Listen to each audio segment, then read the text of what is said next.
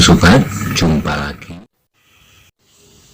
Melanjutkan kisah Keris Nogososro dan Sapu Inten karya S. Hamintarja untuk sobat semua. Kali ini dalam episode Kecemasan Menghimpit. Selamat menikmati. Salam budaya.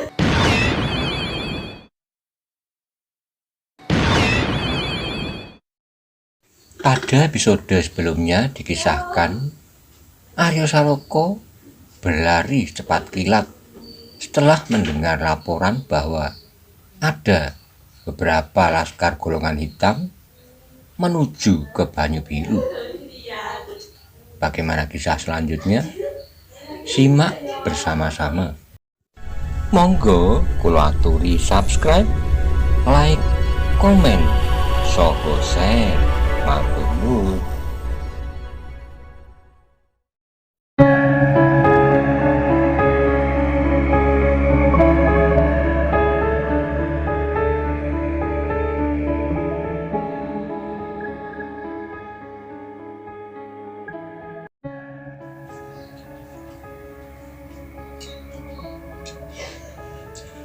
Bantaran, Penjawi, Jaladri, dan Sendang Papat telah terbangun pula. Dengan gelisah ia bertanya, "Ada apa tuan-tuan?" "Aku akan pergi sebentar, Bantaran. Jagalah laskar baik-baik. Tempatkan dirimu langsung di bawah perintah Ki Ageng Surodipoyono. Apabila besok pagi-pagi aku belum kembali," kata Maiso Jenar dengan tergesa-gesa. Ia tidak sempat memberi banyak penjelasan. "Aku titipkan laskar Banyu Biru kepadamu, Ki Ageng," katanya kepada Lembu Soro. "Baik Adi," jawab Lembu Soro. "Tetapi tidakkah Adi perlu membawa pasukan?" "Tidak," sahut Maiso Jenar. "Di Banyu Biru masih ada separuh laskar Aryo Saloko." Lembu Soro mengangguk sambil berdiri. Ia tidak sempat berkata-kata lagi. Maiso Jenar dan Kebo Kanigoro dengan tergesa-gesa berjalan mengikuti jalan yang dilewati Aryo tadi. Mereka tahu benar kemana muridnya itu pergi. Aryo pasti pergi ke tempat kuda-kuda dipersiapkan. Mereka masih dapat melihat Aryo melarikan kudanya seperti angin. Dengan demikian, Maiso Jenar dan Kebo Kanigoro segera meloncat ke punggung kuda-kuda yang mereka anggap cukup baik. Para penjaga kuda itu memandang mereka dengan heran. Yang mereka dengar hanyalah kata-kata Aryo tadi, "Aku ambil seekor," lalu anak itu pergi dengan cepatnya. Sekarang mereka melihat Maiso Jenar dan Kebo Kanigoro pun mengambil masing-masing kuda dengan tergesa-gesa. "Apa yang terjadi, Tuan?" tanya seorang penjaga. "Tidak apa-apa," jawab Maiso Jenar. "Kami sedang berlatih berpacu kuda." Penjaga itu tersenyum, tetapi ia tidak percaya.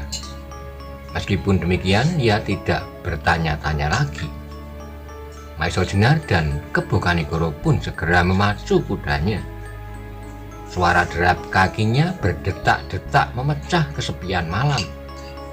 Beberapa orang yang mendengar suara derap kaki kuda itu pun terkejut.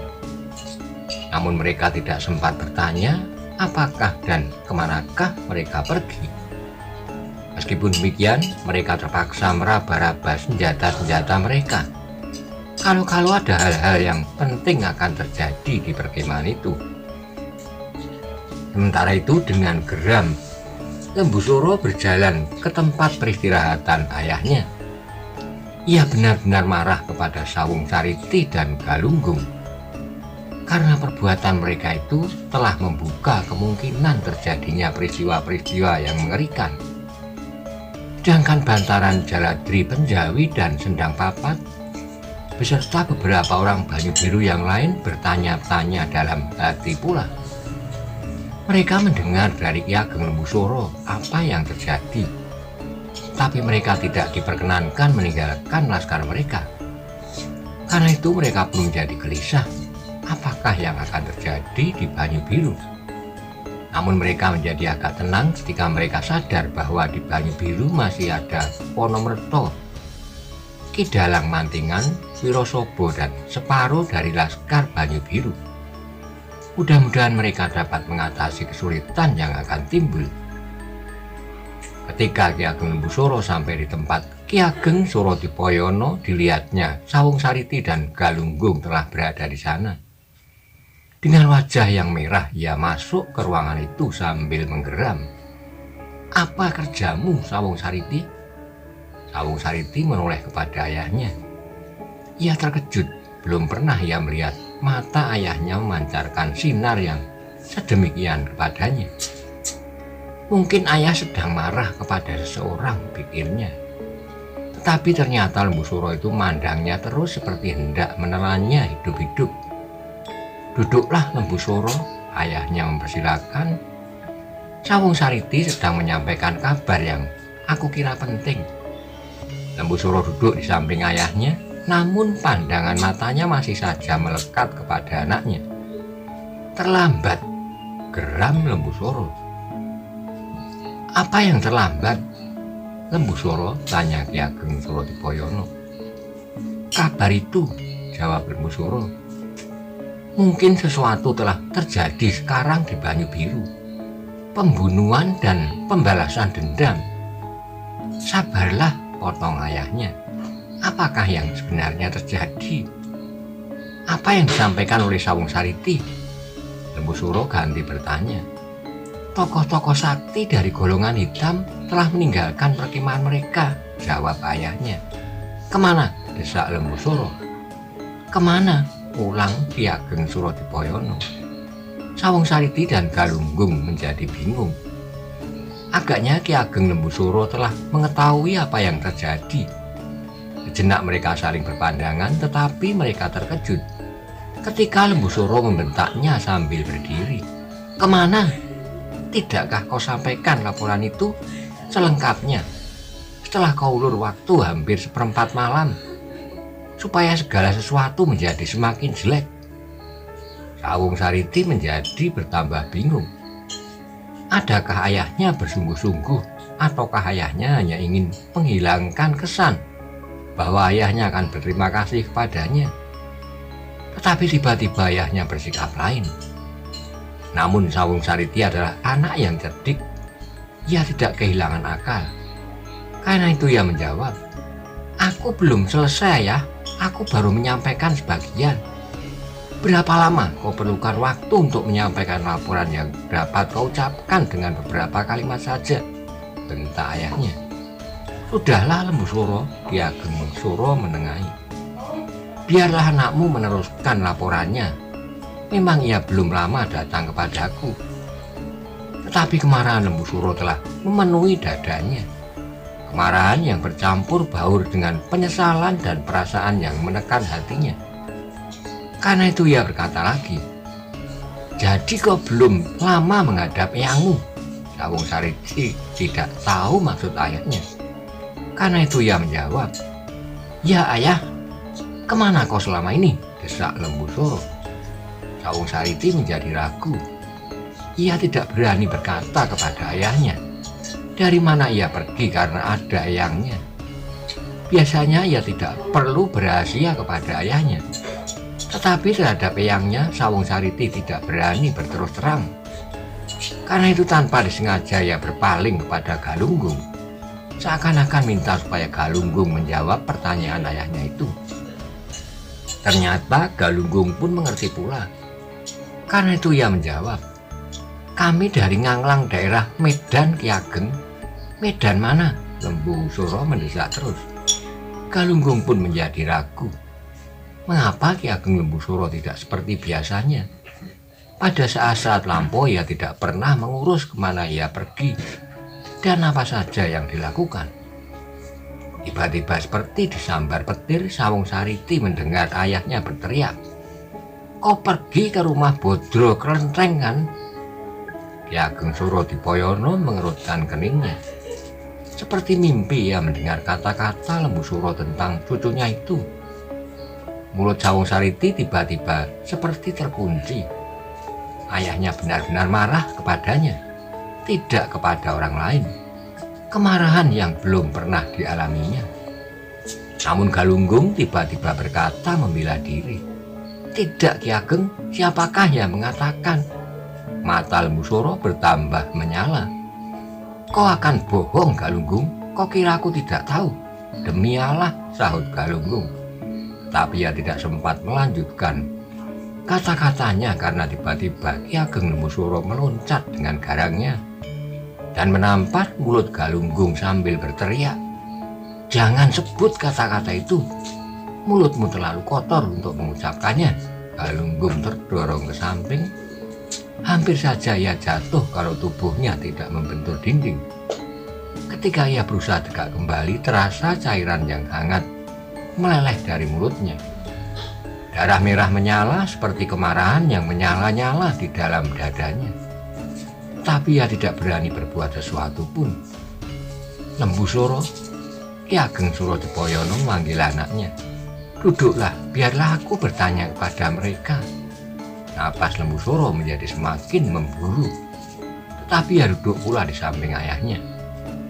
Sawung Sariti sama sekali tidak berani menatap wajah ayahnya, apalagi eyangnya yang telah mendengar bahwa ia baru saja pergi ke rumah Bodro Klentreng. Tiba-tiba merayaplah dendam dadanya kepada orang yang menjumpainya waktu itu. Pengawas yang melaporkan peristiwa orang-orang golongan hitam itu. Demikian juga Galunggung, berkatalah di dalam hatinya, "Kalau aku temui orang itu, aku sobek mulutnya dan akan aku kubur ya hidup-hidup." Ketika Galunggung pun telah duduk kembali dan mengusap darah yang meleleh dari mulutnya dengan lengan bajunya, terdengar Ki Ageng Surodipoyono berkata sareh, "Sudahlah Lembu Suro, segala sesuatu bukanlah terjadi dengan tiba-tiba, apalagi watak dan kelakuan. Sekarang tenangkan hatimu, hari masih panjang. Mudah-mudahan aku mengalami masa-masa yang cerah. Masa-masa yang cerah bukan bagiku sendiri, tetapi bagimu, bagi cucuku Sawung Sariti, dan bagi cucuku Aryo Saloko. Kesempatan untuk membersihkan diri masih terbuka. Apalagi bagi anak semuda cucuku Sawung Sariti." Lembu Suro menundukkan wajahnya. Sekali lagi ia terlempar pada kenyataan akan kesalahan diri. Penyesalan yang memukul-mukul dinding hatinya menjadi semakin deras. "Nah, Sawung Sariti," Ki Ageng Surodipoyono melanjutkan, "apakah yang kau katakan tentang orang-orang dari golongan hitam itu?" Sawung Sariti mengangkat wajahnya, namun segera tertunduk kembali. Perlahan-lahan terdengar ia berkata dengan suara yang gemetar penuh dendam kepada pengawas yang telah melaporkan keadaan. "Orang-orang dari golongan hitam pergi ke Banyu Biru, Eyang." Ki Ageng Surodipoyono terkejut. "Ke Banyu Biru?" Ulangnya. "Ya," jawab Sawung Sariti yang kemudian mengulangi laporan yang didengarnya dari pengawas itu. "Kapan kau dengar laporan itu?" tanya Ki Ageng Surodipoyono. "Beberapa saat yang lalu," jawab Sawung Sariti. "Mengapa baru sekarang kau sampaikan kepada eyangmu?" bentak Lembu Suro. Sawung Sariti tidak menjawab, Galunggung pun tidak. Tetapi seperti berjanji mereka berteriak di dalam hati, "Mati kau pengawas gila." Ki Ageng Surodipoyono menjadi gelisah. Kemudian kepada Sawung Sariti ia berkata, "Panggillah kakakmu Aryo Saloko." Sawung Sariti ragu sebentar, kemudian ia menjawab, "Baiklah, Yang." Saat kemudian ia pun berdiri dan bersama-sama dengan Galunggung ia meninggalkan rumah itu. Ketika mereka keluar dari pintu, mereka melihat Wulungan berdiri tegak dengan tangan bersilang dada. Sawung Sariti berhenti sejenak, kemudian ia bertanya, "Kau lihat Kakang Aryo?" Wulungan menggelengkan kepala. "Tidak, Angger." Kemudian Sawung Sariti melangkah pula dengan tergesa-gesa. Galunggung sama sekali tidak mengucapkan sepatah kata pun. Ketika mereka telah menjauh, Wulungan pun pergi di belakang mereka. Di dalam perkemahan itu Lembu Suro berkata, "Tak akan dijumpai Yaro di sini." Ki Ageng Surodipoyono mengerutkan keningnya sambil menoleh kepada anaknya. Ia bertanya, "Mengapa?" "Aryo telah pergi ke Banyu Biru belum lama," jawab Lembu Suro. Ki Ageng Surodipoyono terkejut. "Sendiri?" "Tidak, dengan Adi Maiso Jenar dan Kakang Putut Karangjati," saut Lembu Suro. "Mengapa?" tanya ayahnya pula. "Ia sudah tahu apa yang terjadi," jawab Lembu Suro. Ki Ageng Surodipoyono mengangguk-anggukkan kepalanya perlahan-lahan. Kemudian ia bertanya pula, "Dari mana anak itu mendengar?" "Langsung dari pengawas itu," jawab Lembu Suro. Diceritakannya apa yang diketahuinya mengenai pengawas itu serta kelambatan Sawung Sariti. Diceritakannya pula bagaimana Aryo Saloka langsung meloncat ke kandang kuda dengan tombaknya dalam genggaman. "Anak itu sadar akan tanggung jawabnya," desis kakeknya. "Namun sayang ia terlalu tergesa-gesa. Bukankah yang pergi ke Banyu Biru itu Pasing Singan? Untunglah anak Mas Maiso Jenar dan anak Putut Karangjati mengetahuinya, sehingga mereka segera menyusul." Pada ayahnya, Lembu Suro menyampaikan pesan Maiso Jenar bahwa mereka terpaksa mendahului perintah. "Mereka tahu benar apa yang harus mereka lakukan," gumam Ki Ageng Surodipoyono. "Mereka orang-orang yang memiliki firasat dan daya pengamatan melampaui kami semuanya. Bahkan mereka adalah orang yang sakti, tak ada bandingnya di antara kita. Sayang laporan yang sampai kepada mereka agak terlambat," desah Lembu Suro. "Mudah-mudahan segala sesuatu tidak menjadi lebih buruk karena pokal anakku. Aryo dan Banyu Biru telah banyak mengalami kesusahan dan kerusakan karena pamrih yang berlebih-lebihan, dan apakah sekarang harus mengalami bencana yang lebih dahsyat lagi?" "Tenanglah Lembu Suro," ayahnya menenangkan. "Maiso Jenar dan Putut Karangjati akan dapat melakukan pekerjaannya dengan baik. Sekarang beristirahatlah. Kita belum tahu apa yang harus kita lakukan besok pagi. Suruhlah Sawung Sariti beristirahat pula. Demikian juga seluruh laskarmu. Malam tinggal setengahnya lagi." Ki Ageng Pandanalas dan Titis agaknya telah tidur nyenyak pula. "Baiklah ayah," jawab Lembu Suro sambil berdiri. Kemudian ia pun melangkah pergi ke pondoknya untuk beristirahat, meskipun kepalanya masih dipenuhi oleh penyesalan yang melonjak-lonjak. Setiap ia berusaha melupakan, setiap kali dadanya bergetar. Mengapa bayang-bayang masa lampaunya datang berturut-turut?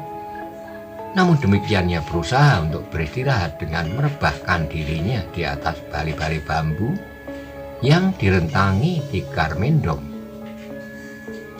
Pada saat yang bersamaan, Sawung Sariti sedang mundar-mandir mencari Aryo Saloka. Namun sebenarnya yang ingin dijumpainya pertama-tama adalah pengawal yang dianggapnya tumbak cucuan itu, yang suka melaporkan kesalahan orang lain. Sawung Sariti dan Galunggung sama sekali tidak menyesalkan perbuatan mereka, tapi mereka menyesalkan pengawas itu. Ketika tiba-tiba mereka melihat pengawas itu duduk bersandar batang nyiur di antara kawan-kawannya yang berbaring tidur. Sawung Sariti menggeram. Jahanam! Ia mengumpat, kemudian dengan satu loncatan ia telah berdiri di hadapan pengawas itu sambil membentak, "Hei bangsat, kau masih di sini?" Pengawas itu terkejut sehingga ia meloncat berdiri. "Mengapa kau tidak kembali ke tugasmu?" bentak Sawung Sariti. "Seseorang telah menggantikan tugasku," jawab orang itu kecemasan. "Bohong," sanggah Sawung Sariti. Orang itu menjadi bingung. "Benar Angger," jawabnya. "Aku telah bebas dari tugasku itu." "Hah?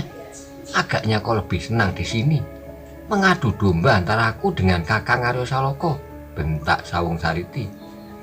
Orang itu mula-mula tidak mengerti maksud Sawung Sariti itu, tetapi kemudian disadarinya apa yang terjadi. Sawung Sariti agaknya menjadi marah kepadanya karena ia telah berkata sebenarnya kepada Ki Ageng Lembu Suro. Mungkin Ki Ageng Lembu Suro itu telah memarahinya. Karena itu ia berkata, Angger, jangan menyalahkan aku. Kalau aku terpaksa mengatakan apa yang aku lihat demi kewajibanku. Andainya tikus ini, potong Sawung Sariti. Kok bisa berkata hijau atas warna merah dan kok bisa berkata merah atas warna hijau? Orang itu menarik napas dalam-dalam. Apa yang harus dikatakan? Ia menjadi semakin cemas ketika tiba-tiba Galunggung melangkah maju dengan mata yang menyala-nyala, katanya, "Lihatlah, karena mulutmu yang lancang itu aku ditampar oleh Ki Ageng Lembusuro."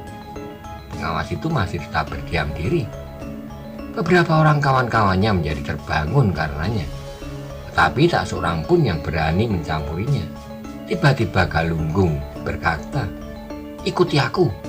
"Kemana?" Orang itu menjadi ketakutan. "Ikuti aku," bentak Galunggung. Orang itu tidak berani membantah lagi. Ia berjalan saja di belakang Galunggung dan di belakangnya berjalan Sawung Sariti. Dengan gelisah ia mencoba menebak apakah yang akan dilakukan atas dirinya. Ia menjadi ragu-ragu apakah kebenaran yang diucapkannya itu dapat diputar balik sedemikian rupa sehingga ia perlu mendapat hukuman. Galunggung berjalan semakin lama semakin cepat.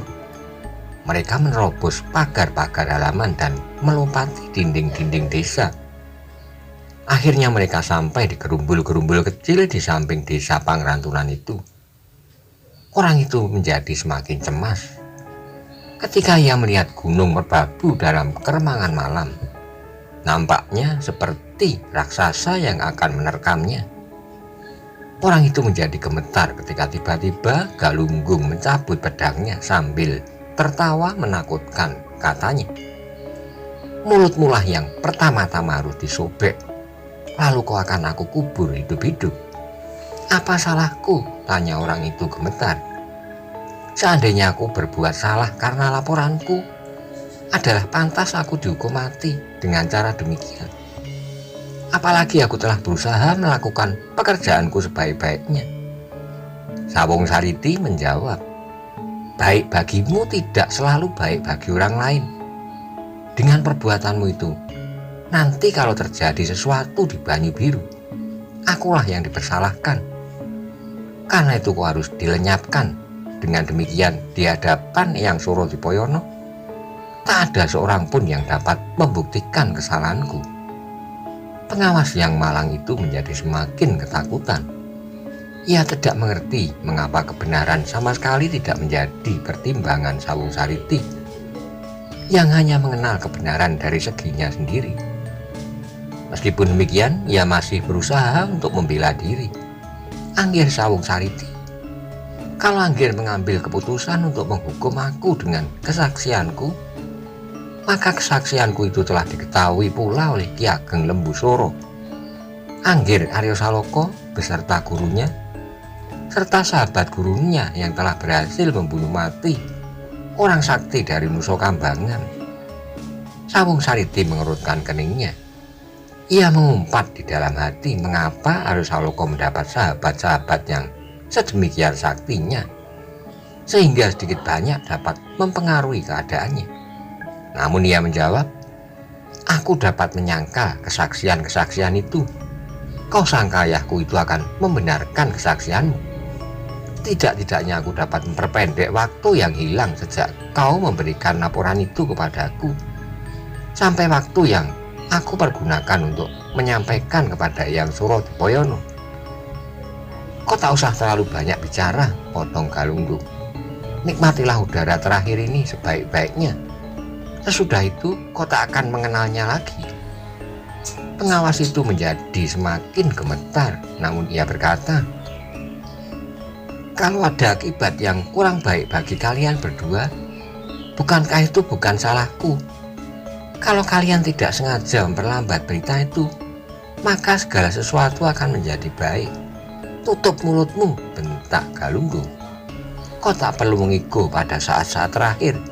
Tiba-tiba menjalarlah suatu perasaan lain di dalam dada pengawas itu.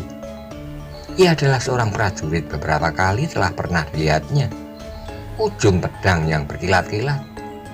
Sekarang mengapa ia takut menghadapi pedang?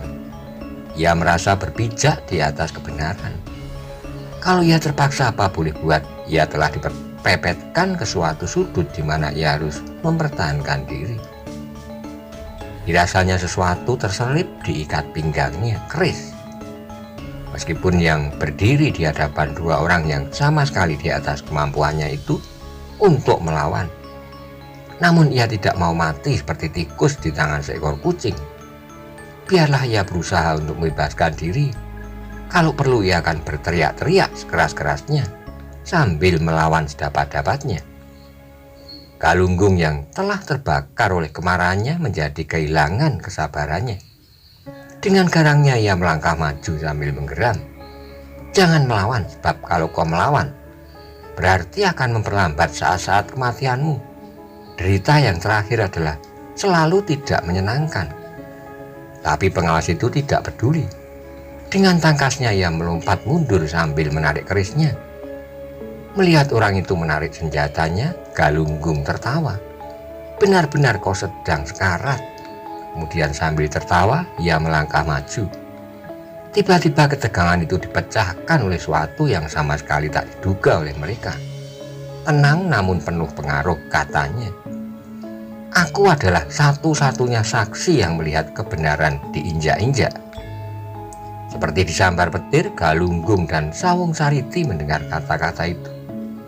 Ketika mereka menoleh dilihatnya, Wulungan berdiri tenang sambil bersilang dada. Pedangnya tergantung di lambung kirinya. Sawung Sariti menjadi gemetar karena marahnya. Sambil melangkah maju ia berkata, Paman Wulungan, kau berani mengganggu pekerjaanku? Tidak, Angger, jawab Wulungan tanpa bergerak. Tidak, saut Sawung Sariti. Lalu apa yang paman kerjakan sekarang? Apakah kau kira bahwa pedangmu itu bermanfaat untuk melawan aku? Kau tahu bukankah aku murid Surodipoyono? Ya, aku tahu bahwa Angger adalah murid Ki Ageng Surodipoyono, jawab Wulungan. Kau tahu bahwa aku mampu melawan Wadas Gunung berdua dengan anak buahnya, desak Sawung Sariti. Ya, kau tahu bahwa aku adalah putra kepala daerah Perdikan Pamingit dan Banyu Biru sekaligus. Ya, nah, apa yang akan kau lakukan sekarang? Tanya Sawung Sariti sambil mengangkat dadanya. Wulungan menjawab, tidak apa-apa, aku tidak akan melawan Angger, sebab aku tahu betapa aku mampu tak melakukannya. Aku hanya ingin tahu apa yang akan Angger lakukan di sini. Apa kepentinganmu dan apa pedulimu? Bentak Sawung Sariti. Setiap orang berkepentingan atas tegaknya kebenaran.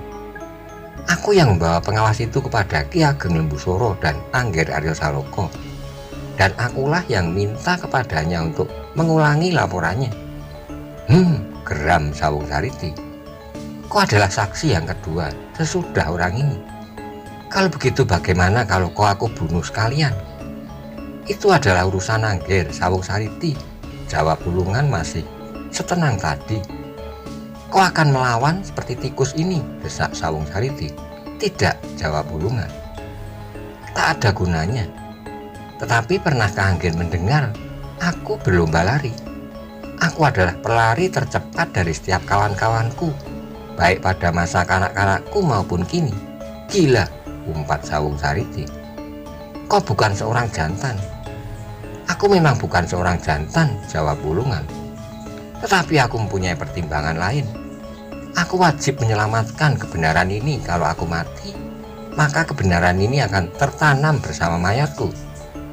Tetapi kalau aku lari, selamat, bukankah aku dapat memberitahukannya kepada Ki Ageng Surodipoyono? Gila, gila, Sawung Sariti mengumpat tak habis-habisnya. Ketika itu Galunggung mencoba menginsar dirinya untuk menutup kemungkinan Wulungan kepada pengawas itu. Kisanak, baiklah kita berlomba lari, jangan melawan. Kalau adik Galunggung melangkah satu langkah lagi, perlombaan akan dimulai tanpa pembicaraan lain. Langkah Galunggung terhenti karenanya. Kalau Wulungan benar-benar melarikan dirinya saat itu, dan orang yang pertama itu melarikan diri pula, akan sulitlah untuk menangkap kedua-duanya. Salah satu atau keduanya mungkin akan dapat melenyapkan dirinya di dalam gerumbul-gerumbul yang berserak-serak itu, atau berteriak-teriak minta tolong sehingga apabila terdengar oleh Laskar Banyu Biru, persoalannya akan menjadi sulit.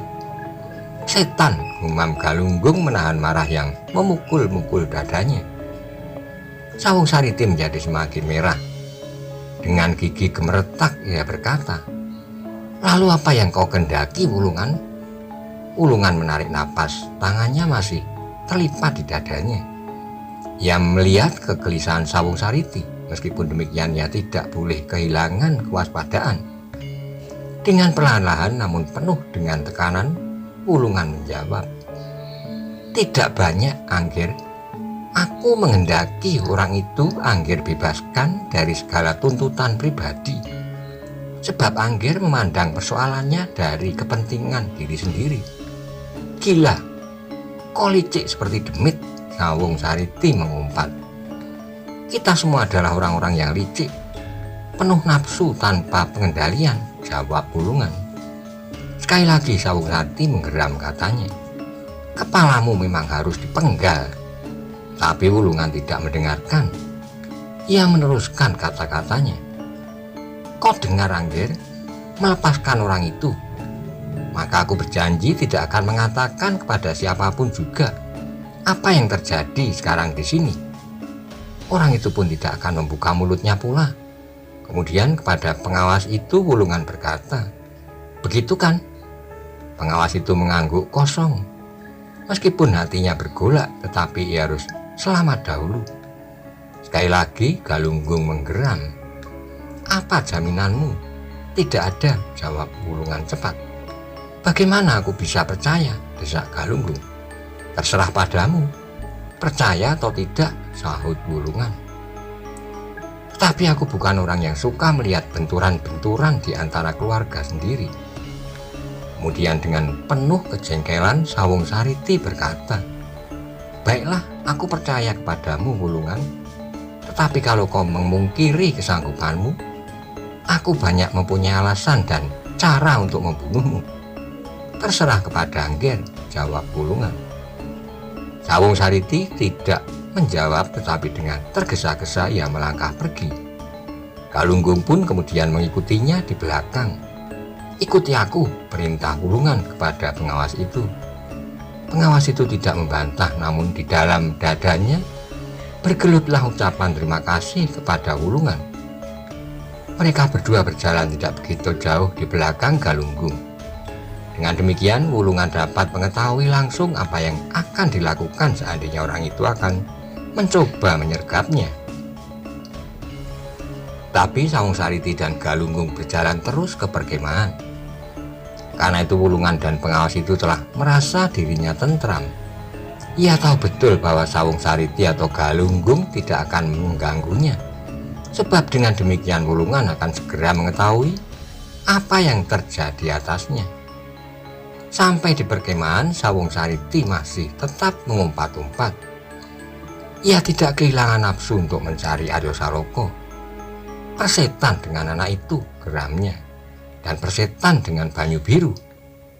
Bagaimana kalau Ki Ageng Suro Jepoyono bertanya tentang Aryo?" tanya Galunggung. "Pergilah kepada Yang Suro. Katakan kalau Aryo tak dapat kami temukan," perintah Sawung Sariti, dan Galunggung pun pergi. Malam berjalan terus, semakin lama menjadi semakin dalam. Bintang-bintang telah jauh berkisar dari tempatnya. Sementara itu di jalan yang berbatu-batu menuju ke Banyu Biru berderak-deraklah suara kaki 3 ekor kuda yang dipacu seperti angin. Yang terdepan adalah Aryo Saloko. Beberapa langkah di belakangnya adalah Maiso Jenar, sedang rapat di belakangnya adalah Kebu Kanigoro. Betapa hati Aryo Saloko menjadi gelisah dan marah mendengar laporan pengawas dari Pamingit itu. Ia tidak tahu kepada siapa ia harus marah. Mungkin kesalahannya terletak pada Sawung Sariti atau pada waktu. Mungkin Sawung Sariti sudah mencarinya untuk menyampaikan kabar itu, tetapi tidak segera ditemuinya. Semakin dalam ia berpikir tentang gerombolan berkuda yang diantaranya terdapat pasing singan, semakin gelisahlah hatinya. Karena itu kudanya dipacu semakin cepat. Ia ingin segera sampai. Ketika ia menoleh, dilihatnya dua orang berkuda menyusulnya. Ia berbesar hati, keduanya pasti gurunya beserta Kebo Kanigoro. Ia yakin bahwa kedua orang itu akan mengikutinya. Apalagi keduanya mendengar sendiri bahwa yang pergi ke Banyu Biru di antara orang-orang golongan hitam itu terdapat Pasing Singan. Sedangkan di Banyu Biru ada Roro Wilis dan Endang Widuri. Aryo Saloka tahu benar bahwa Maesa Jenar dan Kebo Kanigoro berkepentingan atas keduanya. Maesa Jenar pasti tidak mau kehilangan Roro Wilis, sedang Kebo Kanigoro akan mencemaskan nasib putrinya. Tapi mengapa ia sendiri menjadi sangat cemas? Siapakah yang ditinggalkan di Banyu Biru? Paman Mantingan atau Paman Wirosobo atau yang Wonomerto? Bukan itulah yang pertama-tama kali diingatnya. Tetapi Banyu Biru mungkin orang-orang dari golongan hitam itu akan membakar rumahnya dan rumah-rumah rakyat yang tak bersalah, melepaskan dendamnya kepada orang-orang yang dijumpainya, kepada yang Wonomerto, Paman Mantingan, Wirosobo atau Endang Widuri. Dada Aryo tiba-tiba berdesir keras. Dalam keadaan yang demikian ia tidak sempat menyadari bahwa sebenarnya yang mendorongnya untuk maju kudanya lebih cepat adalah kecemasan atas nasib gadis nakal yang aneh itu. Demikianlah di malam yang gelap itu Aryo Saloka memacu kudanya habis-habisan. Tidak diingatnya bahaya yang menghadang di hadapannya. Lereng-lereng pegunungan dan tebing-tebing yang curam. Dan sebenarnya lah Maesa Jenar dan Kebo Kanigoro di samping kesadarannya akan kewajibannya melindungi Aryo Saloka dalam perjuangannya melawan kejahatan dan ketamaan. Mereka mempunyai kepentingan masing-masing. Roro Wilis dan Endang Widuri telah memaksa mereka untuk cemas dan gelisah.